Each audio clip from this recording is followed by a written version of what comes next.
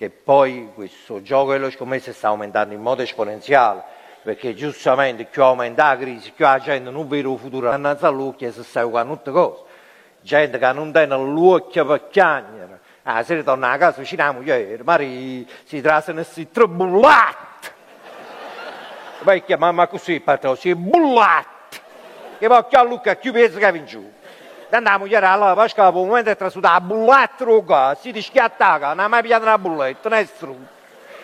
Gente che fa confusione fra economia e bullette, là da dice vicino a mio cognato, cioè, ma te hai capito che lo spread stamattina sta chiudendo una volta a 2,80.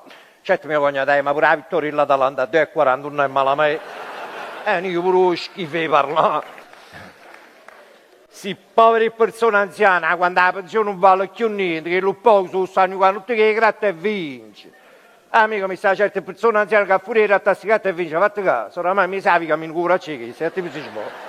Non c'è mai portano un cane a basso palazzo a fare bisogno, guarda una casa tutto in sala nuda, dice ma morire, è che la maglia di che zari, ma mi chiamate più. Gente che ratta e chiezza e se manca per più, è diventata proprio una tossicodipendenza. La da non vecchia a Napoli, sei tutto sullato tabacca via, riesci a gratta e vince, a coppa ancora, ti fai chittare, ti fai chittare. Io sento tabacca ora, c'è tu no, ma che state facendo? C'è tu io, che? Ma quando escono i tre campane, c'è tu tabacca, ma da guardare, mica sono i campane quando escono.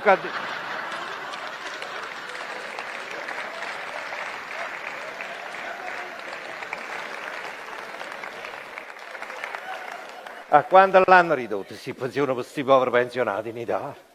Mamma mia, io mi ricordo quando ero ragazzo, vi ricordate? Quando un pensionato doveva andare a prendere la pensione alla posta, sistematicamente a fine mese o giorno prima chiamavano un nipote a casa e dice rimane già più la pensione alla posta, bello, non vuoi accompagnare, tengo paura che la roba mi fanno uno scippo. Ultimamente sto studente pensionato che chiama il nipote a casa, si rimane già più la pensione alla posta, bello, la roba mi vuoi accompagnare a fare uno scippo. Ma arrivano quasi a che in questo paese.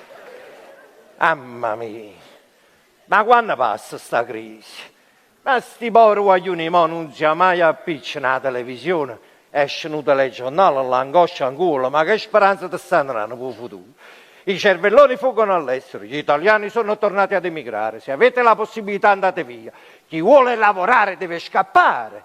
E giustamente quando ho messo a Usto, mio cognato mi ha detto il comune a mare. Oh, figli di 10 anni, guardate, cioè tu stiamo fuggendo senza manco salute di parire. Stiamo almeno la nonna a presa, lui a me.